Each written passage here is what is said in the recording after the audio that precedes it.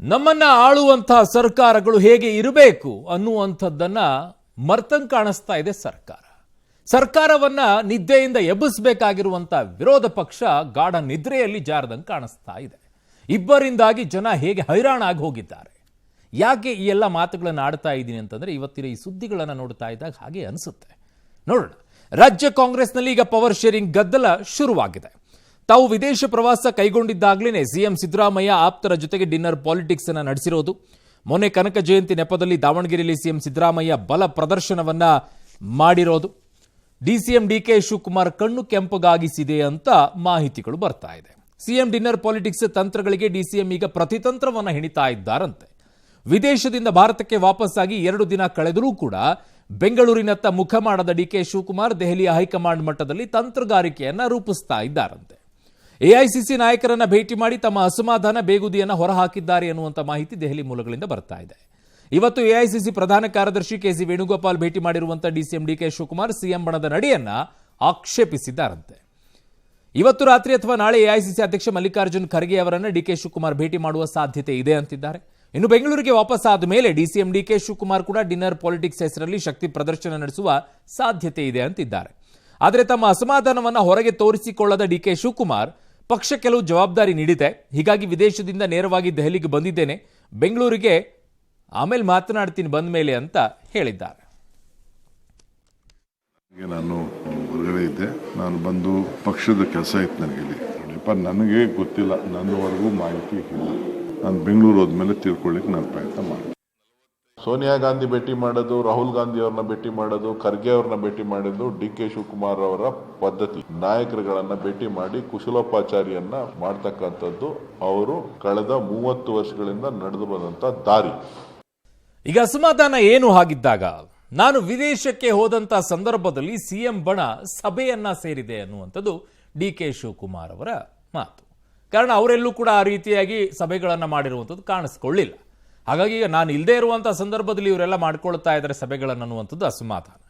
Dinner ಹೆಸರಲ್ಲಿ ಪ್ರತ್ಯೇಕವಾದಂತಹ ಸಭೆಯನ್ನ ಮಾಡಿರುವುದು ಸರಿಯಲ್ಲ ಅನ್ನುವಂಥದ್ದು. ಒಬ್ಬ ಕೆಪಿಸಿ ಅಧ್ಯಕ್ಷರಾಗಿದ್ದಂಥ ರಾಜ್ಯ ಅಧ್ಯಕ್ಷರು ತಾವು ಇಲ್ಲದೆ ಇರುವಂತಹ ಸಂದರ್ಭದಲ್ಲಿ ಈ ರೀತಿಯಾಗಿ ಸಭೆಗಳನ್ನ ಮಾಡ್ತಾ ಇರುವಂಥದ್ದು ಎಷ್ಟು ಸರಿ ಅನ್ನುವಂಥದ್ದು.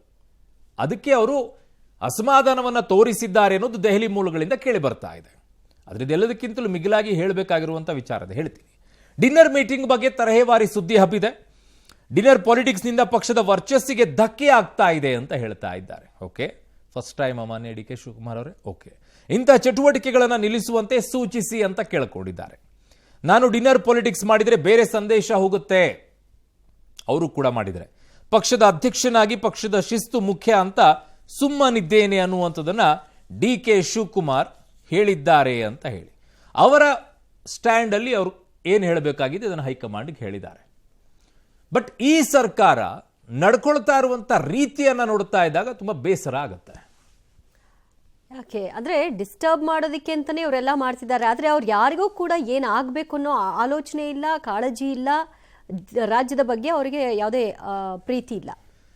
ಪ್ರೀತಿ ಎರಡೂ ಪಕ್ಷಗಳಿಗೂ ಇಲ್ಲ. ಬಿಜೆಪಿ ಕಾಂಗ್ರೆಸ್ ಎರಡೂಗೂ ಕೂಡ ರಾಜ್ಯದ ಜನತೆಯ ಬಗ್ಗೆ ಪ್ರೀತಿ ಇಲ್ಲ. ಎಲ್ಲರೂ ಕೂಡ ಅವರವರ ಸ್ವಾರ್ಥತೆಗೆ ನಿಂತ್ಕೊಳ್ತಾ ಇದ್ದಾರೆ. ಕಾಂಗ್ರೆಸ್ನಲ್ಲಿ ನೋಡ್ಕೊಳ್ಳಿ, ನಾನು ಮುಖ್ಯಮಂತ್ರಿ ಆಗಬೇಕು ಅನ್ನುವಂತ ಆಸೆಯನ್ನ ಇಟ್ಕೊಂಡಿರೋರು ಕೆಲವರು ಇದ್ದಾರೆ. ಇವರನ್ನೇ ಮುಖ್ಯಮಂತ್ರಿಯಾಗಿ ಮುಂದುವರಿಸಬೇಕು ಅನ್ನುವಂಥವ್ರು ಕೆಲವರು ಇದ್ದಾರೆ. ನಮ್ಮ ಕೆಲಸದಲ್ಲಿ ಕಡ್ಡಿ. ಇನ್ನೊಂದು ಕಡೆಗೆ ಡಿ ಕೆ ಶಿವಕುಮಾರ್ ಅವ್ರನ್ನಾದ್ರೂ ತಂದು ಬಂದು ಮುಖ್ಯಮಂತ್ರಿ ಆಗ್ಬೇಕು ಅಂತ ಹೇಳಿ ಇನ್ನೊಂದು ಬಣ ಹೋಗ್ತಾ ಇದೆ. ಇದು ಒಂದು ಕಡೆಗೆ. ಬಿಜೆಪಿಗೆ ಬನ್ನಿ, ಬಿಜೆಪಿಯಲ್ಲಿ ಯಾವ ರೀತಿ ನಡ್ಕೊಳ್ತಾರೆ. ವಿಜೇಂದ್ರ ಏನಾದ್ರೂ ಮಾಡಿದ್ರೆ ಕ್ರೆಡಿಟ್ಸ್ ಅವ್ರಿಗೆ ಹೋಗ್ಬಿಡುತ್ತೆ, ಯತ್ನಾಳ್ ಅವ್ರು ಏನಾದರೂ ಮಾಡಿದ್ರೆ ಅವ್ರಿಗೆ ಕ್ರೆಡಿಟ್ಸ್ ಹೋಗ್ಬಿಡುತ್ತೆ. ಅವರಲ್ಲಿ ಒಗ್ಗಟ್ಟಿಲ್ಲ. ಅದು ಒಂದು ರೀತಿಯಾಗಿ. ನಮ್ಮ ದುರಾದೃಷ್ಟ ಈ ರಾಜ್ಯದ ಜನತೆಯದ್ದೇನು ಅಂತಂದ್ರೆ ಪ್ರತಿ ಸಲಾನೂ ಕೂಡ ಒಂದು ಸರ್ಕಾರ ಚೆನ್ನಾಗಿರುತ್ತೆ, ವಿರೋಧ ಪಕ್ಷ ಆದರೂ ವೀಕ್ ಇರುತ್ತೆ, ಇಲ್ಲ ಒಂದು ಸರ್ಕಾರ ಸರಿ ಇರಲ್ಲ, ವಿರೋಧ ಪಕ್ಷ ಆದರೂ ಸ್ಟ್ರಾಂಗ್ ಇರುತ್ತೆ. ಈ ಸಲ ಎರಡೂ ಸರಿ ಇಲ್ಲ. ಇದು ನಮ್ಮ ದುರಾದೃಷ್ಟ. ಈ ಸಲ ಬೇರೆ ರಾಜ್ಯಗಳ ವಿಚಾರದಲ್ಲಿ ನಾವು ಮಾತನಾಡ್ತಾ ಇದ್ವಿ ಹಿಂದೆ. ಆ ರಾಜ್ಯದಲ್ಲಿ ಹಿಂಗ ಆಗ್ತಾ ಇದೆ, ಈ ರಾಜ್ಯದಲ್ಲಿ ಹಿಂಗ ಆಗ್ತಾ ಇದೆ, ಆ ರಾಜ್ಯದಲ್ಲಿ ವಿರೋಧ ಪಕ್ಷ ಏನು ಮಾಡ್ತಾ ಇಲ್ಲ ಅಂತ ಹೇಳಿ. ಈಗ ಅದೇ ಪರಿಸ್ಥಿತಿ ನಮ್ಮ ರಾಜ್ಯದಲ್ಲಿ ಬಂದು ತಲುಪಿದೆ.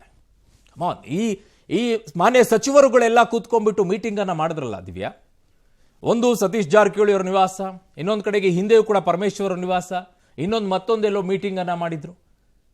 ನಾನು ಕೇಳುವಂಥದ್ದು ಇಷ್ಟೇ, ನಾಗರಿಕ ಸಮಾಜ ಅನಾಗರಿಕ ಸಮಾಜದತ್ತ ಹೋಗ್ತಾ ಇರುವಂತ ಚಿಂತನೆಯಲ್ಲಿ ಸರ್ಕಾರಗಳು ಕಾಣಿಸ್ತಾ ಇದೆ ನನಗೆ, ವಿರೋಧ ಪಕ್ಷ ಸೇರಿದಂತೆ ಹೇಳ್ತಾ ಇದ್ದೀನಿ. ಅನಾಗರಿಕರಾಗಿದ್ದಿದ್ರೆ ಒಳ್ಳೇದಿರ್ತಿತ್ತು ಅಂತ ಹೇಳಿ, ಅದಾದ್ರೂ ಮಿಗಿಲಿರ್ತಿತ್ತೇನೋ.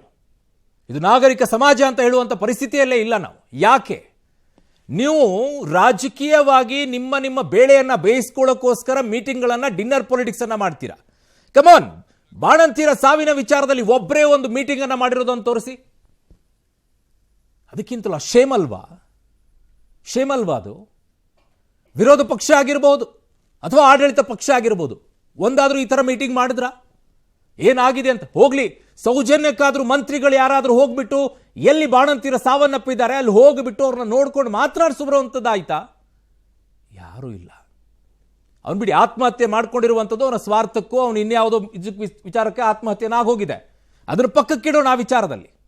ಆದರೆ ಬಾಣಂತಿಯರ ವಿಚಾರ ಯಾರಿಗೂ ಅನಿಸ್ಲಿಲ್ವಾ? ಈ ವಿಚಾರದಲ್ಲಿ ಒಂದು ಸಭೆ ಮಾಡಬೇಕು, ಇದು ಸರ್ಕಾರಕ್ಕೆ ಒಂದು ಕಪ್ಪು ಕಳಂಕ ಬರ್ತಾ ಇದೆ, ಬಾಣಂತಿಯರು ಸಾವಾಗ್ತಾ ಇದೆ, ಏನ್ ಮಾಡಬೇಕು ಅನ್ನೋ ತಲೆ ತೋಚಲಿಲ್ಲ. ಡಿನ್ನರ್ ಪೊಲಿಟಿಕ್ಸ್ ಮಾಡ್ತಾರಂತೆ ಇವರೆಲ್ಲ. ಯಾರು ಜವಾಬ್ದಾರಿ ಹೊತ್ಕೊಳ್ತಾರೆ ಅದಕ್ಕೆಲ್ಲ? ಬಾಣಂತಿಯರ ಸಾವಿಗೆ ಇದು ವ್ಯವಸ್ಥೆಯ ಕಗ್ಗೊಲೆ ಅಲ್ವಾ? ವ್ಯವಸ್ಥೆಯೇ ಕಗ್ಗೊಲೆ ಮಾಡಿದಂಥದ್ದು. ಆಡಳಿತ ಪಕ್ಷ ಸೇರ್ಕೊಂಡು ವಿರೋಧ ಪಕ್ಷ ಸೇರ್ಕೊಂಡು ಕಗ್ಗೊಲೆ ಮಾಡಿದಂಥದ್ದು. ಯಾರು ಜವಾಬ್ದಾರಿ ಹೊತ್ಕೊಳ್ತೀರಾ ಇದರಲ್ಲಿ? ಆಯ್ತು, ಮಾನ್ಯ ಮುಖ್ಯಮಂತ್ರಿಗಳೇ, ಮೈಸೂರಿನಲ್ಲಿನೇ ದಲಿತರ ಕುಟುಂಬದಿಂದ ದಲಿತ ಕುಟುಂಬವನ್ನೇ ಬಹಿಷ್ಕಾರ ಹಾಕಿದ್ರಲ್ಲ, ಯಾರಾದ್ರೂ ಹೋದ್ರ ಅಲ್ಲಿಗೆ? ಯಾರಾದ್ರೂ ಒಬ್ಬ ಮಂತ್ರಿ ಹೋದ್ರ? ಅಹಿಂದ ಅಂತ ಹೇಳ್ತಿರಲ್ಲ, ಅಲ್ಪಸಂಖ್ಯಾತರು, ದಲಿತರು, ಹಿಂದುಳಿದ ವರ್ಗ, ಅಲ್ಲಿ ದಲಿತರೇ ಹೋಗಿ ಬಹಿಷ್ಕಾರ ಹಾಕಿದ್ದಾರೆ. ಒಬ್ಬರಿಗಾದ್ರೂ ಅನಿಸ್ತಾ ನಾನು ಹೋಗ್ಬೇಕು, ಇದನ್ನ ಸಮಾಜದಿಂದ ಈ ತರ ಪಿಡುಗನ್ನ ಕಿತ್ತಾಕಬೇಕು ಅಂತೇಳಿ ಒಬ್ಬರಿಗಾದ್ರೂ? ಡಿನ್ನರ್ ಪೊಲಿಟಿಕ್ಸ್ ಮಾಡ್ತಾರಂತೆ ಅವರು, ಡಿನ್ನರ್ ಪೊಲಿಟಿಕ್ಸ್. ಆಯ್ತು, ಒಂದು ಸರ್ಕಾರ ಬಂದಿದೆ, ಒಂದು ಹನಿಮೂನ್ ಪೀರಿಯಡ್ ಅಂತ ಇರುತ್ತೆ, ಒಂದು 6 ತಿಂಗಳನ್ನು, ಒಂದು ವರ್ಷ, ಹಿಂದಿನ ಸರ್ಕಾರಗಳು ಮಾಡಿರುವಂಥ ಲೋಪದೋಷಗಳೆಲ್ಲ ಸರಿಪಡಿಸ್ಕೊಂಡು ಹೋಗಬೇಕು ಅನ್ನೋದಕ್ಕೆ 1 ವರ್ಷನೂ ಆಗೋಯ್ತು. 2ನೇ ವರ್ಷ ಕಾಲಿಟ್ಟು ಮುಂದೆ ಬಂದು ಆಲ್ಮೋಸ್ಟ್ ಆಲ್ 2 ವರ್ಷ ಮುಕ್ತಾಯಗೊಳಿಸುವಂಥ ಹಂತಕ್ಕೆ ಬಂದ್ರಿ. ಈಗಲೂ ಕೂಡ ಇದೇ ರೀತಿಯ ಆಟಗಳು ನಿಮ್ಮದು. ಒಂದು ಕಡೆಗೆ ಸಿಎಂ ಬದಲಾವಣೆ ಅಂತಾರೆ ಆಡಳಿತ ಪಕ್ಷದಲ್ಲಿ, ಇನ್ನೊಂದು ಕಡೆಗೆ ಆ ಕಡೆಗೆ ವಿಜಯೇಂದ್ರ ರಾಜ್ಯಾಧ್ಯಕ್ಷರ ಬದಲಾವಣೆ ಅಂತ ಅವ್ರು ಹೋಗ್ತಾರೆ.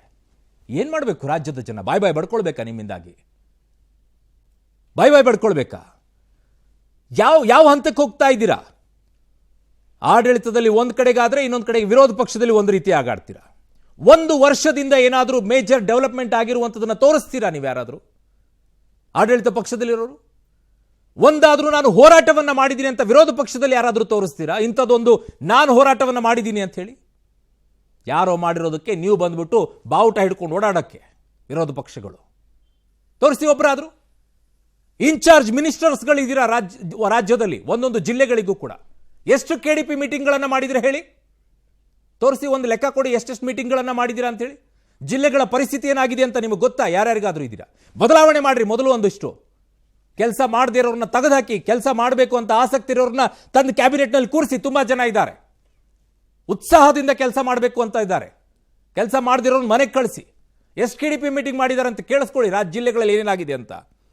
ಒಂದು ಕರೆಕ್ಟಾಗಿ KPSC ಎಕ್ಸಾಮ್ ನಡ್ಸೋಕ್ಕಾಗದೇ ಇರುವಂಥವ್ರು ನಡೆಸಿದ್ರ ಕರೆಕ್ಟಾಗಿ ಒಂದು ಎಕ್ಸಾಮನ್ನು, ಉಳಿದಿದ್ದೆಲ್ಲ ಹೇಳ್ಕೊಂಡು ಬರ್ತೀರಾ. ಬ್ಲೇಮ್ ಗೇಮ್ ಪಾಲಿಟಿಕ್ಸ್ ಥರ ಆಗೋಗ್ಬಿಟ್ಟಿದೆ.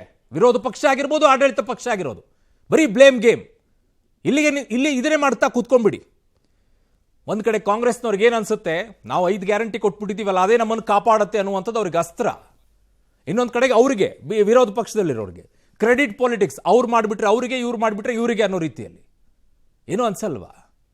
BJPಯಲ್ಲೂ ಸೀನಿಯರ್ ಲೀಡರ್ಸ್ ಇದ್ದೀರಾ, ಕಾಂಗ್ರೆಸ್ನಲ್ಲೂ ಸೀನಿಯರ್ ಲೀಡರ್ಸ್ ಇದ್ದೀರಾ. ಇವನ್ನೆಲ್ಲ ನೋಡ್ಕೊಂಡ್ಬಿಟ್ಟು ತಪ್ಪು ನಡೀತಾ ಇದೆ, ಇದು ಸರಿಯಲ್ಲ ಈ ರೀತಿಯಾಗಿ ಅಂತ ನಿಮ್ಗೇನು ಹೇಳಬೇಕು ಅಂತ ಅನಿಸಲ್ವಾ? ಮಹಾಭಾರತದಲ್ಲಿ ದುರ್ಯೋಧನ ತಪ್ಪು ಮಾಡುವಂಥ ಸಂದರ್ಭದಲ್ಲಿ ಭೀಷ್ಮ, ದ್ರೋಣಾಚಾರ್ಯರು, ಧೃತರಾಷ್ಟ್ರ ತಂದೆ ಎಲ್ಲರೂ ನಿಂತ್ಕೊಂಡು ಯಾವ ಬುದ್ಧಿವಾದವನ್ನು ಕೂಡ ಹೇಳಲಿಲ್ಲ. ಮಹಾಭಾರತ ನಡೆದೋಯ್ತು ದುರ್ಯೋಧನನಿಂದಾಗಿ. ಈಗಲೂ ಸೀನಿಯರ್ಸ್ಗಳಿದ್ದೀರಾ ನಿಮ್ಮ ಪಕ್ಷಗಳಲ್ಲಿ, ಹೇಳಿ ಬುದ್ಧಿವಾದವನ್ನು. 2 ಪಕ್ಷಗಳಲ್ಲಿ ಹೇಳ್ತಾ ಇದ್ದೀನಿ, ಬುದ್ಧಿವಾದವನ್ನು ಹೇಳಿ ಬಿಡಿ, ಸಾಕು. ಅವ್ರಿಗೆ ಯೋಗ್ಯತೆ ಇದ್ರೆ ಅಥವಾ ಅವ್ರಿಗೆ ಯೋಗ ಇದ್ರೆ ಮುಖ್ಯಮಂತ್ರಿಯಾಗಿ ತಾನಾಗೆ ಬರುತ್ತೆ. ರಾಜ್ಯಾಧ್ಯಕ್ಷ ಸ್ಥಾನವೂ ಅಷ್ಟೇ ವಿರೋಧ ಪಕ್ಷದಲ್ಲಿ. ಅವ್ರಿಗೆ ಯೋಗ ಇದ್ರೆ ತಾನಾಗೆ ಬರುತ್ತೆ. ಬಿಡಿ, ಅವರು ಹಿಂದೆ ಇಟ್ಕೊಂಡು ಓಡಾಡೋದು ಕೆಲಸ ಬಿಡಿ, ಅದನ್ನ ಬಳಕೆ ಮಾಡಿದರೆ ಕೆಟ್ಟದಾಗತ್ತೆ. ಚೇಲಾಗಳ ರೀತಿಯಲ್ಲಿ ಬಕೆಟ್ ಇಟ್ಕೊಂಡು ಓಡಾಡುವಂಥದ್ದು ಕೆಟ್ಟದಾಗುತ್ತೆ. ಆದರೆ ಆ ರೀತಿ ವರ್ತಿಸಬೇಡಿ ಅಂತ ಹೇಳೋದು. ಏನಾಗ್ತಾ ಇದೆ ರಾಜ್ಯದಲ್ಲಿ, ಯಾವ ಬದಲಾವಣೆಗಳಾಗಬೇಕು, ಏನು ಅಭಿವೃದ್ಧಿಗಳಾಗಬೇಕು, ಇವುಗಳ ಬಗ್ಗೆ ಒಂದಿಷ್ಟಾದರೂ ಯೋಚನೆಗಳು ಬೇಡವಾ? ಡಿನ್ನರ್ ಪೊಲಿಟಿಕ್ಸ್ ಅಂತೆ, ಅವರೆಲ್ಲ ಹೋದ್ರಂತೆ, ಅವ್ರು CM ಆಗ್ಬೇಕಂತೆ, ಇವ್ರು CM ಆಗ್ಬೇಕಂತೆ, ಬರೀ ಇದೇ ಡ್ರಾಮಾ. ರಾಜ್ಯ ಏನಾಗ್ತಾ ಇದೆ ಏನು ಗೊತ್ತಿಲ್ಲ. 5 ಗ್ಯಾರಂಟಿ ಕೊಟ್ಬಿಟ್ಟೆ ಮುಗಿದೋಯ್ತು ನನ್ನ ಕೆಲಸ. ಇದನ್ನೇ ಮಾಡ್ಕೊಳ್ತಾ ಹೋಗಿ. ಇನ್ನು ವಿರೋಧ ಪಕ್ಷನೂ ಅಷ್ಟೇ, ಆಡಳಿತ ಪಕ್ಷನೂ ಅಷ್ಟೇ. ಇನ್ನೂ ಏನೇನು ಮಾಡಬೇಕು ಅಂತ ಇದ್ದೀರಾ ನೋಡಿ. ಇನ್ನು ಈ ಬೆಳವಣಿಗೆ ನಡುವೆ ಸಿಎಂ ಸ್ಥಾನದ ಪ್ರಬಲ ಆಕಾಂಕ್ಷಿಯಾಗಿರುವ ಗೃಹ ಸಚಿವ ಪರಮೇಶ್ವರ್ ಡಿನ್ನರ್ ಪಾಲಿಟಿಕ್ಸ್ ದಾಳವನ್ನು ಉರುಳಿಸಿದ್ರು. ಹೈಕಮಾಂಡ್ ಇದಕ್ಕೆ ಬ್ರೇಕ್ ಹಾಕ್ತು. ನಾಳೆ ಸಂಜೆ ಔತಣಕೂಟಕ್ಕೆ ಬನ್ನಿ ಅಂತ ದಲಿತ ಸಚಿವರು, ಶಾಸಕರು ಮತ್ತು ಪರಾಜಿತ ಅಭ್ಯರ್ಥಿಗಳಿಗೆ ಆಹ್ವಾನ ಕೊಟ್ಟಿದ್ರು. ಪವರ್ ಶೇರಿಂಗ್ ಚರ್ಚೆ ತೀವ್ರ ಸ್ವರೂಪ ಪಡೆದ ಹೊತ್ತಲ್ಲೇ ಪರಮೇಶ್ವರ್ ದಲಿತ ಸಿಎಂ ಕಾರ್ಡ್ ಪ್ಲೇ ಮಾಡಲು ಮುಂದಾದ್ರ ಎಂಬ ಚರ್ಚೆ ಕೂಡ ಶುರುವಾಗಿತ್ತು. ಆದರೆ ಈ ಡಿನ್ನರ್ ಮೀಟಿಂಗ್ ನಡೆಸಲು ಬಿಟ್ಟರೆ ಪಕ್ಷದಲ್ಲಿ ಇನ್ನಷ್ಟು ಗೊಂದಲ ಸೃಷ್ಟಿಯಾಗುತ್ತೆ ಅನ್ನೋ ಕಾರಣಕ್ಕೆ ಹೈಕಮಾಂಡ್ ಮಧ್ಯಪ್ರವೇಶ ಮಾಡಿತು. ಈ ಕೂಡಲೇ ಡಿನ್ನರ್ ಮೀಟಿಂಗ್ ರದ್ದು ಮಾಡಿ ಅಂತ ಸೂಚನೆ ಕೊಡ್ತು. ಈ ಬೆನ್ನಲ್ಲೇ ನಾಳೆಯ ಡಿನ್ನರ್ ಮೀಟಿಂಗ್ ಅನ್ನ ಪರಮೇಶ್ವರ್ ಮುಂದೂಡಿಕೆ ಮಾಡಿದ್ದಾರೆ. ಇದಕ್ಕೂ ಮುನ್ನ ಮಾತನಾಡಿದ ಪರಮೇಶ್ವರ್, ಪಕ್ಷದ ಅಡಿಯಲ್ಲೇ ಡಿನ್ನರ್ ಕರೆದಿದ್ವಿ, ಈ ಸಭೆಗೂ ಬೇರೆ ಅರ್ಥ ಕೊಡಬೇಡಿ ಅಂತೆಲ್ಲ ಹೇಳಿಕೆ ಕೊಟ್ಟಿದ್ರು. ಆದರೆ ಪರಮೇಶ್ವರ್ ಸಭೆ ಬಗ್ಗೆ ನನಗೇನು ಗೊತ್ತಿಲ್ಲ ಅಂತ ಕೆಪಿಸಿಸಿ ಅಧ್ಯಕ್ಷರು ಜಾರ್ಕೊಂಡಿದ್ರು. ಕಾಂಗ್ರೆಸ್ ಡಿನ್ನರ್ ಮೀಟಿಂಗ್ಗಳನ್ನ ಸಿದ್ದರಾಮಯ್ಯ ಫೇರ್ವೆಲ್ ಪಾರ್ಟಿಗೆ ಬಿಜೆಪಿ ನಾಯಕರು ಹೋಲಿಕೆ ಮಾಡಿ ಲೇವಡಿ ಮಾಡಿದ್ರು. ಪಾರ್ಟಿ ಇಲ್ಲ, ಡಿನ್ನರ್ ಪಾರ್ಟಿ ಇಲ್ಲ. ನಾವು ನಾಳೆ ಎಲ್ಲ MLAಗಳನ್ನ SC ST ಸಮುದಾಯದ MLAಗಳು, XMLAಗಳು ಮತ್ತು ಅದಕ್ಕೆ ಸಂಬಂಧಪಟ್ಟಂತ Pradesh Congress, it's going to be a party function. ಬಿಂಬಿತ ಯಾರು ಬೇಕಾದ್ರೂ ಏನ್ ಬೇಕಾದ್ರೂ ವ್ಯಾಖ್ಯಾನ ಮಾಡಲಿ. ಮುಂದೆ ಚುನಾವಣೆಗಳು ಬರ್ತಾ ಇದೆ, ZP TPS ಚುನಾವಣೆ ಬರ್ತಾ ಇದೆ, ಮತ್ತು ಕಾಂಗ್ರೆಸ್ಗೆ ಬೆಂಬಲವಾಗಿರ್ಲೇಬೇಕಲ್ಲ ಅವರು. ಮತ್ತೆ ಯಾವಾಗ ಮಾತಾಡ್ಸೋದು? ನಾಳೆ ಕೂಡ ಪರಮೇಶ್ವರ್ ಅವರು ಒಂದು ಸಭೆ ಕರೆದಿದ್ದಾರೆ. ನನಗೆ ಗೊತ್ತಿಲ್ಲಪ್ಪ. ಇಷ್ಟು ವರ್ಷಗಳ ಕಾಲ ಒಡನಾಡಿಯಾಗಿದ್ದಂಥ ಸಿದ್ದರಾಮಯ್ಯನವ್ರಿಗೆ ಫೇರ್ವೆಲ್ ಪಾರ್ಟಿ ಕೊಡಬೇಕು. ಅದಕ್ಕೆ ಎಲ್ಲರೂ ಕೂಡ ಒಬ್ಬರಾದ್ಮೇಲೆ ಒಬ್ಬರು ಫೇರ್ವೆಲ್ ಪಾರ್ಟಿಗಳನ್ನು ಸಿದ್ದರಾಮಯ್ಯನವ್ರಿಗೆ ಮೊನ್ನೆ ಜಾರಕಿಹೊಳಿ ಆಯಿತು, ಪರಮೇಶ್ವರ್ ಆಯಿತು, ಎಲ್ಲರೂ ಊಟ ಹಾಕ್ಸ್ತಾರೆ. DK ಶಿವಕುಮಾರ್ ಯಾವತ್ತು ಹಾಕ್ಸ್ತಾರೋ ಫೈನಲ್ಲು ಅವತ್ತು ಮುಗೀತು ಈ ಸರ್ಕಾರ ಅಂತ, ಚೇಂಜ್ ಅಂತ. ಅದನ್ನು ಕಾಯ್ಬೇಕಷ್ಟೇ ನಾವು. DK ಶಿವಕುಮಾರ್ ಫೇರ್ವೆಲ್ ಪಾರ್ಟಿ ಯಾವತ್ತು ಕೊಡ್ತಾರೆ ನೋಡೋಣ. ಅವತ್ತು ಕೊಟ್ಟ ಮೇಲೆ ಇದಕ್ಕೆ ಅಂತ್ಯ ಅಂತ ಬರುತ್ತೆ ಅಷ್ಟೇ. ಎಷ್ಟು ಚೆನ್ನಾಗಿ ಡ್ರಾಮಾ ಮಾಡ್ತಾರೆ ಅಂತ. ಅಲ್ಲ, ಒಂದು ಡಿನ್ನರ್ ಮೀಟಿಂಗ್ ಕ್ಯಾನ್ಸಲ್ ಮಾಡ್ಕೊಳ್ಳೋಕೆ ಪತ್ರಿಕಾ ಪ್ರಕಟಣೆ ಹೊರಡಿಸಬೇಕಾ? ಅದು ಕೂಡ ಸುರ್ಜೇವಾಲಾ ಅವರ ಸೂಚನೆ ಮೇರೆಗೆ ಅಂತಾರೆ. ಹೈಕಮಾಂಡ್ ಇಂದ ಮಸಾಲೆಗಳು, ಉಪ್ಪು, ಖಾರಗಳು ಯಾವುದು ಕೂಡ ಸಪ್ಲೈ ಆಗಿಲ್ಲ ಅನ್ಸುತ್ತೆ. ಮಸಾಲೆ ಸಾಮಗ್ರಿ ಸಿಕ್ಕಿಲ್ಲ, ಯಾವುದು ಸಿಕ್ಕಿಲ್ಲ. ಹಾಗಾಗಿ ಅಡುಗೆ ಮಾಡೋ ಸ್ವಲ್ಪ ಆಗಿರಬಹುದು, ಸಮಸ್ಯೆ ಆಗಿರಬಹುದು, ಕ್ಯಾನ್ಸಲ್ ಆಗಿರಬಹುದು. ಬಟ್ ನೋಡಿ ಯಾವ ರೀತಿಯಾದಂತ ಡ್ರಾಮಾಗಳನ್ನ ರಾಜಕೀಯ ನಾಯಕರುಗಳು ಮಾತನಾಡ್ತಾರೆ. ಆಚೆ ಹೋಗಿ ಸಂವಿಧಾನದ ಪುಸ್ತಕವನ್ನ ಹಿಡ್ಕೊಂಡು ಜಾತ್ಯತೀತ ಅಂತ ಹೇಳ್ಕೊಂಡು ಓಡಾಡ್ತಾರೆ. ಭಾಷಣಗಳ ಮೇಲೆ ಭಾಷಣಗಳನ್ನ ಮಾಡ್ತಾರೆ. ಜಾತಿ ಮುಕ್ತವಾಗಿ ಸಮಾಜ ಆಗಬೇಕು ಅನ್ನುವಂಥದ್ದನ್ನು ಹೇಳ್ತಾರೆ. ಮಾಡೋದೇನೀಗ?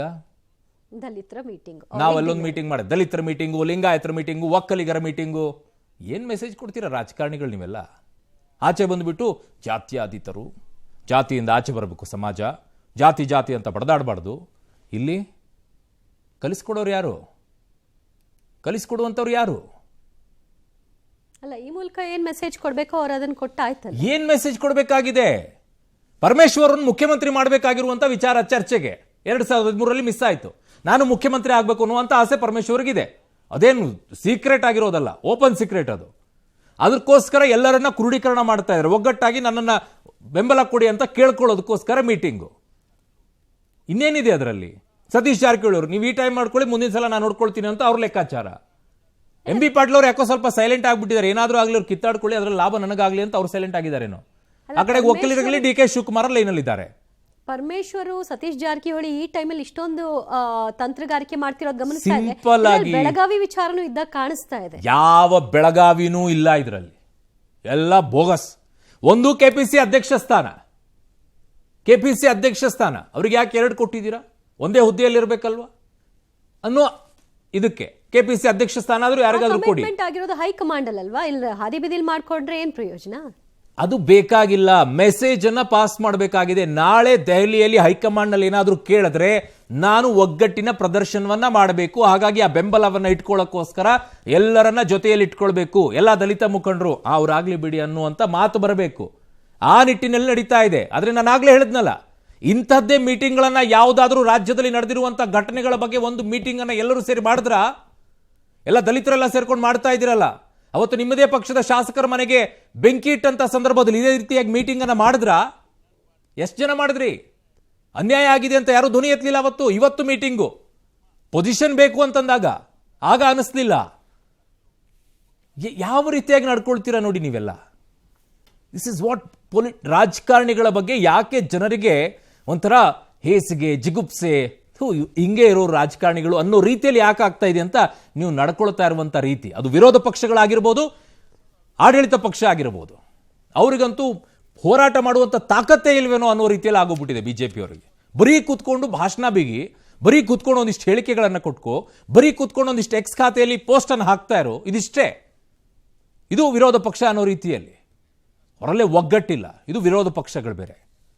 ಇವ್ರದ್ದು ಈ ಕಡೆ ಡ್ರಾಮಾ, ಇವ್ರದ್ದು ಡಿನ್ನರ್ ಪೊಲಿಟಿಕ್ಸ್ಗಳು, ಆ ಕಡೆಯಿಂದ ಓಡಾಡ್ತಾರೆ, ಈ ಕಡೆ ಒಬ್ಬರು ಓಡಾಡ್ತಾರೆ. ರಾಜ್ಯ ಅದು ಏನಾಗ್ತಾ ಇದೆ ಅನ್ನೋದು ಯಾರಿಗೂ ಅರಿವೂ ಇಲ್ಲ, ಬೇಕಾಗಿನೂ ಇಲ್ವೇನೋ ಅವರಿಗೆ. ಅವ್ರವ್ರ ಪೊಸಿಷನ್, ಅವ್ರವ್ರ ಕುರ್ಚಿ ಸಿಕ್ಕರೆ ಸಾಕು. ಕೊಟ್ಟಿದ್ದೀವಲ್ಲ 5 ಗ್ಯಾರಂಟಿ, ನಡೆಸ್ಕೊಳ್ಳಿ, ಅದರಲ್ಲಿ ಜೀವನ, ಅದೆಷ್ಟು ಸಾಕಾಗಿದೆ ಅಂತ ಅನಿಸುತ್ತೆ ಅವರಿಗೆ. ಇನ್ನು ಕಾಂಗ್ರೆಸ್ನಲ್ಲಿ ಪವರ್ ಶೇರಿಂಗ್ ಫೈಟ್ ತಾರಕಕ್ಕೆ ಏರಿದಂಗೆ ಕಾಣಿಸ್ತಾ ಇದೆ. ಕಾಣಿಸೋದೇನು ಇದೆ ಅಲ್ವಾ. ಸಿಎಂ ಆಪ್ತ ಸಚಿವ KN ರಾಜಣ್ಣ ಅವರ 1 ಮ್ಯಾನ್ 1 ಪೋಸ್ಟ್ ಬಂತಲ್ಲ, ಇದೆ. ಮಾಜಿ ಸಂಸದ DK ಸುರೇಶ್ ಅವರು ಗರಂ ಆಗಿದ್ದಾರೆ. DK ಶಿವಕುಮಾರ್ ಯಾವುದೇ ಹುದ್ದೆಯನ್ನು ಕಿತ್ಕೊಂಡಿಲ್ಲ, ಅವರಿಗೆ 2 ಹುದ್ದೆ ನೀಡಿರೋದು ಪಕ್ಷದ ಹೈಕಮಾಂಡ್. 1 ಮ್ಯಾನ್ 1 ಪೋಸ್ಟ್ ಅಂತ ಹೇಳೋದು ಹೈಕಮಾಂಡ್ ಅನ್ನೇ ಪ್ರಶ್ನೆ ಮಾಡಿದಂಗೆ ಆಗುತ್ತೆ ಅಂದಿದ್ದಾರೆ. ಮುಂದುವರೆದು ಮಾಧ್ಯಮದ ಮುಂದೆ ಮಾತನಾಡೋದಲ್ಲ, ಹೋಗಿ ಹೈಕಮಾಂಡ್ ಮುಂದೆ ಮಾತಾಡಲಿ ಅಂತ ಸವಾಲು ಹಾಕಿದ್ದಾರೆ. ಸವಾಲೇನದು, ಕರೆಕ್ಟ್ ಅದು. ಇಲ್ಲಿ ಕೂತ್ಕೊಂಡ್ಬಿಟ್ಟು ಹೇಳಿಕೆಗಳನ್ನು ಕೊಟ್ಕೊಂಡು ಕೂತ್ಕೊಂಡ್ರೆ ಹೋಗ್ಬೇಕು ರಾಜಣ್ಣ ಅವ್ರ ಹೈಕಮಾಂಡ್ ಹತ್ರ. ಇನ್ನು ಸತೀಶ್, ರಾಜಣ್ಣ, ಪರಮೇಶ್ವರ್ ಯಾರೇ ಕೆಪಿಸಿ ಅಧ್ಯಕ್ಷರಾದರೂ ಸಂತೋಷ ಅಂತ ವ್ಯಂಗ್ಯದ ಧಾಟಿಯಲ್ಲಿ DK ಸುರೇಶ್ ಅವರು ಹೇಳಿಕೆ ಕೊಟ್ಟಿದ್ದಾರೆ. ಈ ಮಧ್ಯೆ ಡಿನ್ನರ್ ಪಾರ್ಟಿಯಿಂದ ಸಿಎಂ ಬದಲಾಗಲ್ಲ, ಸಂಕ್ರಾಂತಿ ನಂತರ ಏನೂ ಆಗಲ್ಲ ಅನ್ನೋ ಮೂಲಕ ಪರೋಕ್ಷವಾಗಿ ಸಿಎಂ ಬದಲಾಗ್ತಾರೆ ಎನ್ನುವವರಿಗೆ KJ ಜಾರ್ಜ್ ಅವರು ಟಕ್ಕೋ ಕೊಟ್ಟಿದ್ದಾರೆ. ಇವರು ಬೇರೆ ಎಂಟ್ರಿ ಆದರೆ ಈಗ ಶಾಸಕ ರಮೇಶ್ ಬಂಡಿ ಸಿದ್ದೇಗೌಡ ಮಾತ್ರ ಸಂಕ್ರಾಂತಿಗೆ ಸಿಎಂ ಬದಲಾಗಲ್ಲ, ಆದರೆ ಸಂಪುಟ ಪುನರಚನೆ ಆಗಬಹುದು ಎನ್ನೋ ಸುಳಿವನ್ನ ಕೊಟ್ಟಿದ್ದಾರೆ. ನರೇಂದ್ರ ಸ್ವಾಮಿ ಮಂತ್ರಿ ಆಗೋದು ಖಚಿತ ಅಂದಿದ್ದಾರೆ. ಯಾರಾದರೂ ಆಗ್ಲಿರಿ, ಕೆಲಸ ಸರಿತ್ನಂಗೆ ಮಾಡಲಿ. ಮಂತ್ರಿ ಪೋಸ್ಟ್ ತೊಗೊಂಡು ಏನು ಮಾಡೋದಿದೆ? ರಾಜ್ಯದಲ್ಲಿ ಯಾರೋ ಒಬ್ಬರಾದರೂ ಕೆಲಸ ಮಾಡ್ತೀರ ಕರೆಕ್ಟಾಗಿ ಹೇಳಿ ಮಂತ್ರಿಗಳು. ಪಕ್ಷ ಕೊಟ್ಟಿರ್ತಕ್ಕಂಥದ್ದು DK ಶಿವಕುಮಾರ್ ಕಿತ್ಕೊಂಡಿರೋದಾಗ್ಲಿ ತಗೊಂಡಿರೋಂಥದ್ದಲ್ಲ. ತೀರ್ಮಾನ ಮಾಡಬೇಕಾಗಿರ್ತಕ್ಕಂಥವ್ರು ವರಿಷ್ಠರು. ಒಂದು ಪಕ್ಷದ ಒಂದು ಹುದ್ದೆ ಅಂತ ಹೇಳಿದ್ರೆ ಬಹುಶಃ AICCಯ ನಾಯಕರನ್ನ ಪ್ರಶ್ನೆ ಮಾಡ್ದಂಗೆ ಆಗ್ತದೆ. ಸೊ ಅದು ಮಾಧ್ಯಮಗಳಲ್ಲಿ ಹೇಳೋದಕ್ಕಿಂತ ಪಕ್ಷದ ನಾಯಕತ್ವದಲ್ಲಿ ಹೋಗಿ ಅವರ ಬೇಡಿಕೆಗಳನ್ನ ಕೇಳಬಹುದು. ಏನೇ ತೀರ್ಮಾನ ಮಾಡಬೇಕು ಅಂತ ಅಂದ್ರೆ ರಾಷ್ಟ್ರೀಯ ನಾಯಕರಾದಂಥ ಮಲ್ಲಿಕಾರ್ಜುನ್ ಖರ್ಗೆ ಅವ್ರು ತೀರ್ಮಾನ ಮಾಡಬೇಕು, ರಾಹುಲ್ ಗಾಂಧಿ ಅವ್ರು ತೀರ್ಮಾನ ಮಾಡಬೇಕು. ಯಾರು ಬೇಕಾರಾಗ್ಲಿ, ಸತೀಶ್ ಜಾರಕಿಹೊಳಿ ಆದ್ರೂ ಸಂತೋಷ, ರಾಜಣ್ಣ ಆದ್ರೂ ಸಂತೋಷ, ಪರಮೇಶ್ವರ್ ಆದ್ರೂ ಮತ್ತೊಮ್ಮೆ ಆದ್ರೂ ಇನ್ನೊಬ್ರು ಸಂತೋಷ, ಅಥವಾ ಇನ್ಯಾರಾದ್ರೂ ತರಾತುರಿನಲ್ಲಿದ್ರೆ ಅವರು ಅದಕ್ಕೂ ಸಂತೋಷ. ಯಾರು ಆಗ್ಬಾರ್ದು ಅಂತೇನಿಲ್ಲ. ಸಿದ್ದರಾಮಯ್ಯನವ್ರು ಆಗ್ಬಾರ್ದಾ? ಸಿದ್ದರಾಮಯ್ಯನವರು ಆಗ್ಬೋದು. ಶಿವಕುಮಾರ್ ಅವರು ಕೂಡ 4 ವರ್ಷನ 5 ವರ್ಷನ ಅವರು ಕೂಡ ಆಡಳಿತವನ್ನ ನಡೆಸಿದ್ದಾರೆ, ಅಧ್ಯಕ್ಷರಾಗಿ ಪಕ್ಷವನ್ನ ಅಧಿಕಾರಕ್ಕೆ ತಂದಿದ್ದಾರೆ. ಮಂತ್ರಿಗಳು ಕರೆದ್ಬಿಟ್ಟು ಎಲ್ಲರಿಗೂ ಊಟ ಕೊಡ್ತೀವಿ ನಮ್ಮ ಪಾರ್ಟಿಯವರಿಗೆ. ಅದಕ್ಕೇನು ತಂದ್ರೆ ನಾವೇನು ಬೇರೆಯವರಿಗೆ ಊಟ ಕೊಡ್ತೀವಿ. CM ಬದಲಾವಣೆ ಮಾಡೋದು ಡಿನ್ನರ್ ಪಾರ್ಟಿಯಲ್ಲಿ ಮಾಡ್ಲಿಕ್ಕೆ ಆಗೋದಿಲ್ಲ. ಲೆಜಿಸ್ಲೇಟರ್ಸ್ ಪಾರ್ಟಿಯವರು ಡಿಸಿಷನ್ ತಗೊಳ್ತಾರೆ, ಹೈಕಮಾಂಡ್ ಅವರು ಇದು ಮಾಡ್ತಾರೆ. ನಾವು ಒಂದು ಮನೆಯಲ್ಲಿ 4 ಜನ ಊಟ ಮಾಡಿಬಿಟ್ರೆ ಅದನ್ನ ಚೀಫ್ ಮಿನಿಸ್ಟರ್ ಬದಲಾವಣೆ ಮಾಡ್ಲಿಕ್ಕೆ, ಇನ್ನೊಬ್ಬರನ್ನ ಬದಲಾವಣೆ ಮಾಡ್ಲಿಕ್ಕೆ ಅದಕ್ಕೆ ಹೇಳ್ತೀರಾ ಸರ್? ಸಂಕ್ರಾಂತಿ ನಂತರ ಏನ್ ನಡೀತೆ ಸರ್? ಸಂಕ್ರಾಂತಿ ಹಬ್ಬ ಎಲ್ಲರೂ ಆಚರಿಸ್ತಾರೆ ಅಷ್ಟೇ. ಯಾವ್ದು ಬದಲಾವಣೆ ಆಗಲ್ಲ. ನಮ್ ನರೇಂದ್ರ ಸ್ವಾಮಿ ಮಂತ್ರಿ ಆದ್ರೆ ಸಾಕು ನಮ್ಗೆ. ನರೇಂದ್ರ ಸ್ವಾಮಿ ಮಂತ್ರಿ ಆಗ್ಬೇಕು ಅಂತ ನಂದು ಒತ್ತಾಯ. ಪ್ರಾಮಾಣಿಕವಾಗಿ ಆಗ್ಲೇಬೇಕು. ಈಗ ಸಂಕ್ರಾಂತಿ ಆದ್ಮೇಲೆ ಯಾರು ಮಂತ್ರಿ ಆದ್ರೇನು, ಸ್ವಾತಂತ್ರ್ಯೋತ್ಸವದ ಸಂದರ್ಭದಲ್ಲಿ ಆಗಸ್ಟ್ 15ನೇ ತಾರೀಕಿಗೆ ಹೋಗ್ಬಿಟ್ಟು ಬಾವುಟ ಹಾರಿಸಿ ಬಂದ್ಬಿಡೋದು, ಅದೊಂದು ಆರಿಸೋಕ್ಕೆ ಮಂತ್ರಿಗಳು ಬೇಕಾ? ಫಸ್ಟು ಲೆಕ್ಕ ಕೊಡಿ ರಾಜ್ಯದ ಜನತೆಗೆ. ಎಷ್ಟು KDP ಸಭೆಯನ್ನ ಮಾಡಿದರೆ, ಎಷ್ಟು ಜಿಲ್ಲೆಗಳಲ್ಲಿ ಏನು ಹೊಸ ಕೆಲಸಗಳನ್ನ ಮಾಡಿದ್ದೀರಾ ಅನ್ನುವಂಥದ್ದನ್ನ ಈಗಿರುವಂಥ ಮಂತ್ರಿಗಳು ಲೆಕ್ಕ ಕೊಡಿ. ಅಥವಾ ನಿಮ್ಮ ಖಾತೆಗಳಲ್ಲಿ ನೀವೇನಾದರೂ ಹೊಸದಾಗಿ ಕೆಲಸ ಮಾಡಿದರೆ ಅದನ್ನಾದರೂ ಲೆಕ್ಕ ಇಡಿ. ಏನು ಕಡದ ಗುಡ್ಡೆ ಹಾಕಿದ್ದೀರಾ ಅಂತ ಹೇಳಿ. ಇಲ್ಲ ಬದಲಾವಣೆ ಮಾಡಿಬಿಟ್ಟು ಹೊಸಬರನ್ನು ತಂದು ನಿಲ್ಲಿಸ್ಕೊಳ್ಳಿ, ಆಮೇಲೆ ಅವ್ರು ಹಿಂದೆ ಇರೋರು ಲೆಕ್ಕ ಕೊಟ್ಟೆ ಹೋಗಿ ಹೇಳಿ. ಸುಮ್ಮನೆ ಇದೇ ಹೇಳ್ಕೊಂಡು ಹೋಗೋದಂಗೆ ಆಗ್ಬಿಟ್ಟಿದೆ ಕತೆ. ಇನ್ನೋಡಿ ಅದಕ್ಕಿಂತಲೂ ಮುಂದುವರೆದ ಭಾಗದಲ್ಲಿ ಏನು ರಾಜ್ಯ ರಾಜಕೀಯದಲ್ಲಿ ಮತ್ತೆ ಪರ್ಸೆಂಟೇಜ್ ಫೈಟ್ ಅಂತೆ. ಮೊನ್ನೆ ಅಷ್ಟೇ ಸರ್ಕಾರದ ವಿರುದ್ಧ 60% ಕಮಿಷನ್ ಆರೋಪ ಮಾಡಿದ್ದ ಕೇಂದ್ರ ಸಚಿವ ಕುಮಾರಸ್ವಾಮಿ ಇವತ್ತು ಸರ್ಕಾರದ ವಿರುದ್ಧ ಬಿಲ್ ಬಾಂಬ್ ಹಾಕ್ಬಿಟ್ಟಿದ್ದಾರೆ. ಗುತ್ತಿಗೆದಾರರಿಗೆ 32,000 ಕೋಟಿಯಷ್ಟು ಬಿಲ್ ಬಾಕಿ ಇದೆ. ಈ ಬಾಕಿ ಮೇಲೆ ನಿಮ್ಮ ಸರ್ಕಾರದ ಪರ್ಸೆಂಟೇಜ್ ಕರಿನೆರಳು ಕೂಡ ಬಿದ್ದಿದೆ ಅಂತ ಅವರ ಆರೋಪ. ಬಂಡತನ ಯಾಕ್ರಿ, ಆಗಿರುವ ತಪ್ಪು ಸರಿಪಡಿಸಿಕೊಳ್ಳಿ, ವಿನಾಕಾರಣ ಸಮರ್ಥನೆ ಲಾಯಕ್ಕಲ್ಲ, ಗುತ್ತಿಗೆದಾರ ಬದುಕು ಉಳಿಸಿ ಅಂತ ಟಾರ್ಗೆಟ್ ಮಾಡೋದು ಮುಖ್ಯ ಅಲ್ಲ ಅಂತೆಲ್ಲ CM ಸಚಿವರಿಗೆ ಕುಮಾರಸ್ವಾಮಿ ತಿರುಗೇಟನ್ನು ಕೊಟ್ಟಿರೋದು. ಸಾಕ್ಷ್ಯ ಕೇಳಿದ ಸರ್ಕಾರಕ್ಕೆ ಮಾಧ್ಯಮಗಳ ವರದಿಯನ್ನು ಟ್ವೀಟ್ ಮಾಡಿ ಟಕ್ಕರ್ ಕೊಟ್ಟಿದ್ದಾರೆ. ಕುಮಾರಸ್ವಾಮಿ ಆರೋಪಕ್ಕೆ ಕಾಂಗ್ರೆಸ್ ತಿರುಗೇಟು ಕೊಟ್ಟಿದೆ. ಸುಮ್ಮನೆ ಎಲ್ಲ ಆರೋಪ ಮಾಡೋದಲ್ಲ, ನಿರ್ದಿಷ್ಟ ದಾಖಲೆ ಎಲ್ಲ ಕೊಡಲಿ ಅಂತ ಸವಾಲು ಹಾಕಿದ್ದಾರೆ. ಹೊಸ ವರ್ಷದಲ್ಲಾದರೂ ಕುಮಾರಸ್ವಾಮಿಗೆ ದೇವರು ಸದ್ಬುದ್ಧಿ ಕೊಡಲಿ ಅಂತ ವ್ಯಂಗ್ಯವಾಡಿದ್ದಾರೆ. ನಿಮಗೂ ಕೊಡಬೇಕು. ಆದರೆ ಕುಮಾರಸ್ವಾಮಿ ಆರೋಪಕ್ಕೆ ಸಾಥ್ ಕೊಟ್ಟಿರುವ ಅಶೋಕ್ ದಾಖಲೆ ಕೇಳುತ್ತಿರುವ ಕಾಂಗ್ರೆಸ್ ಅನ್ನ ತರಾಟೆಗೆ ತಗೊಂಡಿದ್ದಾರೆ. ರಾಜಕೀಯ ಆರೋಪನೇ, ಮತ್ತು ಬೇರೆ ಏನೂ ಇಲ್ಲ. ಇದ್ರೆ ಹೇಳ್ಬೋದಲ್ಲ, ಇದ್ರೆ ಹೇಳಿ. ಅವ್ರು ಯಾವಾಗಲೂ ಹೇಳ್ತಾ ಇರ್ತಾರೆ, ನನ್ನ ಹತ್ರ ದಾಖಲೆ ಇದೆ, ನನ್ನ ಹತ್ರ ದಾಖಲೆ ಇದೆ ಅಂದರೆ ಅದನ್ನು ಹೇಳಿದರೆ ಒಳ್ಳೆಯದು. ಇಟ್ ವಿಲ್ ಹೆಲ್ಪ್ ಅಸ್, ನಮಗೂ ಸಹಾಯ ಮಾಡ್ದಂಗೆ ಆಗ್ತದೆ. ಸರ್, ಈ ಹಿಂದೆ 40% ಸರ್ಕಾರ ಅಂತ ನೀವು ಆರೋಪ ಮಾಡ್ತಿದ್ರಿ. ಕುಮಾರಸ್ವಾಮಿ ಅವರು ಆರೋಪ ಮಾಡಿದರೆ 60% ಸರ್ಕಾರ ಈಗಿರೋ ಸರ್ಕಾರ. ಹೌದಾ? ಇದೆಲ್ಲ ಮಾತಾಡೋಣ. ಅವರ ಭಂಡಾರದಲ್ಲಿ ಏನೇನಿದೆ ಅಂತ ಮಾತಾಡೋಣ. ಈಗ ಬೇಡ ಅದೆಲ್ಲ. ಆರೋಪ ಸಾಕಷ್ಟು ಮಾಡಿದ್ರು. ಅವ್ರು ಏನು ಆರೋಪ ಮಾಡಿದ್ರು, ನನ್ನ ಹತ್ರ ಇದಿದೆ ಅಂತ ಹೇಳಿದ್ರಲ್ಲ, ಪೆನ್ ಡ್ರೈವ್ ಇದೆ ಅಂತ ಇಲ್ಲಿ ತನಕ ತೋರಿಸಿದಾರ. ಅವರು ಬೊಮ್ಮಾಯಿ ಅವರು ಒಂದು ಮಾತು ಕೇಳಿದ್ರು, 40% ಮಾಡಿದಾಗ ಏನಾದ್ರು ಈ ಪ್ರೂಫ್ ಇತ್ತ ಅಂತ. ನಾವು ಹೇಳಲಿಲ್ಲ ಅದನ್ನ ಕಾಂಟ್ರಾಕ್ಟರ್ ಅಸೋಸಿಯೇಷನ್ ಪ್ರೆಸಿಡೆಂಟ್ ಅವರು ಹೇಳಿದ್ರು, ನಾವು ಹೇಳಲಿಲ್ಲ. 25ನೇ ಇಸ್ವಿನಲ್ಲಾದರೂ ಅವರಿಗೆ ಒಳ್ಳೆ ಬುದ್ಧಿಯನ್ನ ಭಗವಂತ ಕೊಟ್ಟು 60%, 40% ಎಲ್ಲ ಬಿಟ್ಟು ಜನ ನಿರೀಕ್ಷೆ ಮಾಡ್ತಾ ಇರೋದೇನನ್ನ, ಕುಮಾರಸ್ವಾಮಿ ಅವ್ರಿಗೂ ಅಧಿಕಾರ ಇದೆ. ಶನಿವಾರ ಭಾನುವಾರ ಬರೋದು, ಆರೋಪ ಮಾಡೋದು ಅಷ್ಟು ಒಳ್ಳೆಯ ಬೆಳವಣಿಗೆ ಅಲ್ಲ. ಆ ಅಭಿವೃದ್ಧಿಯ ಚಿಂತನೆಗಳನ್ನ ಮಂಥನ ಮಾಡಲಿ ಅಂತ ಹೇಳಿ ನಾನು ಬಯಸ್ತೀನಿ. ಸಿದ್ದರಾಮಯ್ಯನವರು ದಾಖಲೆ ಇದೆಯನ್ರಿ, 60%ಗೆ ದಾಖಲೆ ಇದೆಯಾ ಅಂತ ಪೋಸ್ಟರ್ ಅಂಟಿಸೋವಾಗ ನೀವ್ಯಾಕೆ ದಾಖಲೆ ಬಿಡುಗಡೆ ಮಾಡಿದ್ರ? ನೀವು ಅಲಿಗೇಷನ್ ಮಾಡೋವಾಗ ದಾಖಲೆಗಳು ಬೇಕಾಗಿಲ್ಲ. ಬಿಜೆಪಿ ಅಲಿಗೇಷನ್ ಮಾಡಿದ್ರೆ ದಾಖಲೆಗಳು ಕೊಡಬೇಕು. ಇದ್ಯಾವ ನ್ಯಾಯಪ್ಪ ಸಿದ್ದರಾಮಣ್ಣ? ಇದು ಪಕ್ಕ 60% ಸರ್ಕಾರ. ಇದು ಕುಮಾರಣ್ಣ ಅವರು ಲೇಟ್ ಆಗಿ ಹೇಳಿದ್ದಾರೆ. 6 ತಿಂಗಳಿಂದನೇ 60% ರೇಟ್ ಅನ್ನ ರೈಸ್ ಮಾಡ್ಕೊಂಬಿಟ್ಟಿದ್ದಾರೆ ಅವರು. ಅದರಲ್ಲಿ ಇದನ್ನು ಹೇಳ್ಬಿಡೋಣ ಅಲ್ವಾ. ಸೊ ಗುತ್ತಿಗೆದಾರ ಬರಬೇಕಾದಂಥ ಒಟ್ಟು ಬಿಲ್ 32,000 ಕೋಟಿ ಇದೆ ಅಂತೆ. ಸೊ ಜಲಸಂಪನ್ಮೂಲ ಇಲಾಖೆ 14,600 ಕೋಟಿ ಬಿಲ್ ಬಾಕಿ ಇದೆ ಅಂತಿದ್ದಾರೆ. PW ಇಲಾಖೆ 10,000 ಕೋಟಿ ಬಿಲ್ ಬಾಕಿ ಇದೆ. ಗ್ರಾಮೀಣಾಭಿವೃದ್ಧಿ ಇಲಾಖೆ 3,100 ಕೋಟಿ ರೂಪಾಯಿ ಬಿಲ್ ಬಾಕಿ ಇದೆ ಅಂತಿದ್ದಾರೆ. ಸಣ್ಣ ನೀರಾವರಿ ಇಲಾಖೆ 2,800 ಕೋಟಿ ಬಿಲ್ ಬಾಕಿ ಅಂತೆ. ಇತರೆ ಇಲಾಖೆದು 1,500 ಕೋಟಿ ರೂಪಾಯಿ ಬಿಲ್ ಬಾಕಿ ಇದೆ. ಈ 32,000 ಕೋಟಿ ಹೇಳ್ತೀನಿ. ಆದರೆ ಅದಕ್ಕೂ ಮೊದಲು ಮನೆ ಜಾರ್ಜ್ ಅವರು ಹೇಳ್ತಾ ಇದ್ರು, ನಾವು ಆರೋಪ ಮಾಡ್ತಾ ಇರಲಿಲ್ಲ, ಅದು ಗುತ್ತಿಗೆದಾರರು ಹೇಳಿದ್ರು, ಅದನ್ನ ನಾವು ಹೇಳಿದೀವಿ ಅಂತ ಹೇಳ್ತಾ ಇದ್ರು. ಅದಾದ ನಂತರ ಕಾಂಗ್ರೆಸ್ ಏನು ಹೇಳಿತ್ತು ಪ್ರಣಾಳಿಕೆಯಲ್ಲಿ? 40% ಆರೋಪವನ್ನ ಮಾಡಿದಂತ ಗುತ್ತಿಗೆದಾರರ ವಿಚಾರವನ್ನ ನೀವು ತೆಗೆದುಕೊಂಡು ಹೋಗಿ ಆ 40% ಯಾರ್ಯಾರು ತಗೊಂಡಿದ್ದಾರೆ ಅವ್ರನ್ನೆಲ್ಲ ಒಳಗಡೆಗೆ ಹಾಕ್ತೀನಿ ಅಂತ ಹೇಳಿದ್ರಲ್ವಾ. ಎಷ್ಟು ಜನ ಒಳಗಡೆಗೆ ಹಾಕಿದ್ರಿ ಸರ್ಕಾರದವರು? ಉತ್ತರ ಕೊಡಬೇಕಲ್ಲ ಇದಕ್ಕೆ. ಈ ರಾಜ್ಯದ ಜನತೆಗೆ ಉತ್ತರ ಕೊಡಬೇಕಲ್ಲ. 40% ಯಾರೆಲ್ಲ ತಿಂದ್ರಲ್ಲ, ಮೂತಿಗೆ ಒರೆಸ್ಕೊಂಡ್ರಲ್ಲ, ಅವ್ರನ್ನ ಎಷ್ಟು ಜನ ಒಳಗೆ ಹಾಕಿದ್ರಿ? ಅದ್ರ ಜವಾಬ್ದಾರಿ ನಿಮ್ಗಿತ್ತಲ್ವಾ? ಹಾಕ್ತೀನಿ ಅಂತ ಹೇಳಿದ್ರಲ್ವಾ? ಎಷ್ಟು ಜನ ಹಾಕಿದ್ರಿ ಇಲ್ಲಿವರೆಗೂ? ನಿಮ್ದಿದ್ದಾಗ ನಿಮ್ಮ ಪಾಡಿಗೆ ನೀವು ಹೇಳ್ಕೊಂಡು ಹೋಗಿ, ಅವರು ಅವ್ರ ಪಾಡಿಗೆ ಅವ್ರು ಹೇಳ್ಕೊಂಡು ಹೋಗ್ತಾರೆ. ರಾಜ್ಯದ ಜನ ನೋಡ್ಕೋ ಅಂತ ಕೂತ್ಕೋಬೇಕು ನಿಮ್ಮನ್ನ. ಯಾರು ತಿಂದ್ರು, ಯಾರು ಉಗಿದ್ರು, ಯಾರಿಗೊತ್ತು ನಿಮ್ಮ ಮುಂದೆ. ಆಮೇಲೆ 32,000 ಕೋಟಿದು ನನಗಿರುವಂಥ ಮಾಹಿತಿಯ ಪ್ರಕಾರ BJP ಚುನಾವಣೆಯ ಸಂದರ್ಭದಲ್ಲಿ ಹೋಗುವಂಥ ಸಂದರ್ಭದಲ್ಲಿ ಬಹುತೇಕವಾಗಿ ಎಲ್ಲವೂ ಕೂಡ ಕಾಂಟ್ರಾಕ್ಟ್ ಕೊಡುವಂಥ ಕೆಲಸವನ್ನ ಮಾಡಿದ್ರು. ಆಲ್ಮೋಸ್ಟ್ 2 ಲಕ್ಷ ಕೋಟಿಗೇನೋ ಗುತ್ತಿಗೆಗಳನ್ನು ಕೊಟ್ಟು ಹೋದ್ರು ಅಂತ ಹೇಳಿ, ಅವಾಗವಾಗ ಗುತ್ತಿಗೆಗಳನ್ನೆಲ್ಲ ಕಾಮಗಾರಿಗಳನ್ನು ಹಾಗೆ ಕೊಟ್ಟರು ಅಂತ ಹೇಳಿ. ಸೊ ವರ್ಕ್ ಆರ್ಡರ್ ಇಲ್ಲದೇನೆ ಒಂದಿಷ್ಟು ಕೆಲಸಗಳನ್ನು ಕೊಟ್ಬಿಟ್ಟಿದ್ರು ಅಂತ ಹೇಳಿ. ಆ ದುಡ್ಡಿನ ವಿಚಾರನೆ ಈಶ್ವರಪ್ಪನವ್ರದ್ದು ಕೇಸಲ್ಲಿ ಬಂದಿತ್ತಲ್ಲ, ವರ್ಕ್ ಆರ್ಡರ್ ಇಲ್ಲದೇನೆ ಅವ್ರು ಕೆಲಸ ಮಾಡಿರುವಂಥದ್ದು. ಆ ದುಡ್ಡಲ್ಲಿ ಉಳ್ಕೊಂಡಿರುವಂಥದ್ದು 32,000 ಕೋಟಿ ಅಂತ ಲೆಕ್ಕ ನನಗಿರುವಂಥ ಮಾಹಿತಿ. ನಂಗೆ ತಪ್ಪಿದ್ರೆ ದಯವಿಟ್ಟು ಯಾರಾದರೂ ಕರೆಕ್ಟ್ ಮಾಡಿ ನನಗೆ. ಯಾಕೆ ಅಂತಂದರೆ ನಮಗಿರುವಂಥ ಬಜೆಟ್ 3.71 ಲಕ್ಷ ಕೋಟಿ ನಮ್ಮ ಬಜೆಟ್ ಇರೋದು. ಅದರಲ್ಲಿ 1.20 ನಮಗಿರುವಂಥದ್ದು ಅಭಿವೃದ್ಧಿಗೋಸ್ಕರ ಇಡ್ತಾರೆ. ಅದೇ 1.20ಯಲ್ಲಿ 52,000 ಕೋಟಿಯನ್ನು ಗ್ಯಾರಂಟಿಗೆ ಮೀಸಲಿಟ್ಟಿದ್ದಾರೆ. ಉಳಿದಿರುವಂಥ 68,000 ಕೋಟಿ ಏನಿದೆ, ಲಕ್ಷ ಕೋಟಿಯನ್ನು, 68,000 ಕೋಟಿಯನ್ನು ಅದನ್ನು ಮಾತ್ರ ಈ ಅಭಿವೃದ್ಧಿಗೆ ಮೀಸಲಿಟ್ಟಿರುವಂಥದ್ದು, ಈ 68,000 ಕೋಟಿಯನ್ನು. ಆ ದುಡ್ಡಲ್ಲಿ ಈ 32,000 ಕೋಟಿನೂ ಕೊಡಬೇಕು. ಯಾವ ಗುತ್ತಿಗೆದಾರರಿಗೆ ದುಡ್ಡು ಕೊಡ್ತಾರೆ ಇವರು? ಹೊಸ ಪ್ರಾಜೆಕ್ಟ್ಗಳನ್ನು ಯಾವ ಕೊಡ್ತಾರೆ? ಹಳೆದಿನ ತೀರ್ಸೋಕ್ಕಾಗಿಲ್ಲ. ಅದಕ್ಕೆ ಪಾಪ ಅಲ್ಲಿ ಯಾರೋ ಹಾವೇರಿಯಲ್ಲಲ್ವ, ದಾವಣಗೆರೆನ, ನನಗೆ ಇದನ್ನು ಕೊಟ್ಬಿಡಿ ಅಂತ ಹೇಳ್ತಾ ಇದ್ರು. ಹಣ ಆದರೂ ಬಿಡುಗಡೆ ಮಾಡಿ, ಇಲ್ಲ ದಯಾಮರಣವಾದರೂ ಕೊಟ್ಬಿಡಿ ಅಂತ ಕೇಳ್ತಾ ಇದ್ರು. ಅದಕ್ಕೆ ಅಲ್ಲಲ್ಲ ಈ ಗುತ್ತಿಗೆದಾರ ವಿಚಾರ ಬರ್ತಾ ಇರೋದು ಇದೇ ಹಣೆ ಬರೋಕ್ಕೇನೆ. ಹಿಂದಿನವ್ರು ಕೊಟ್ಟರು ವರ್ಕ್ ಆರ್ಡರ್ ಇಲ್ದೇನೆ, ಈಗ ದುಡ್ಡು ಬರ್ತಾ ಇಲ್ಲ, ಕೆಲಸ ಮಾಡಿಬಿಟ್ಟಿದ್ದಾರೆ, ಎಲ್ಲಿಂದ ಬರಬೇಕು ಅವರಿಗೆ? ಬಾಯ್ ಬಡ್ಕೊಳ್ತಾ ಇದ್ದಾರೆ. ಇನ್ನು ಸರ್ಕಾರ ಕೊಟ್ಟ ಹಣವನ್ನ ಖರ್ಚು ಮಾಡದೆ ವರ್ಷದ ಕೊನೆ ತಿಂಗಳಲ್ಲಿ ಖರ್ಚು ಮಾಡುವ ಅಧಿಕಾರಿಗಳ ನಡೆಗೆ ಸಿಎಂ ಸಿದ್ದರಾಮಯ್ಯನವರು ಗರಂ ಆಗಿದ್ದಾರೆ. ಸಮಾಜ ಕಲ್ಯಾಣ ಇಲಾಖೆಯ ಪ್ರಗತಿ ಸಭೆ ನಡೆಸಿ ಅನುದಾನದ ಹಣ ಉಳಿದಿರೋದನ್ನ ಕಂಡು ಅಧಿಕಾರಿಗಳನ್ನ ಕ್ಲಾಸ್ ತೆಗೆದುಕೊಂಡಿದ್ದಾರೆ. ಸಮಾಜ ಕಲ್ಯಾಣ ಇಲಾಖೆಗೆ ನೀಡಲಾದ ಅನುದಾನದಲ್ಲಿ ಬಿಡುಗಡೆಯಾದ 3,631 ಕೋಟಿಯನ್ನ ಪೂರ್ತಿ ಖರ್ಚು ಮಾಡಿಲ್ಲ.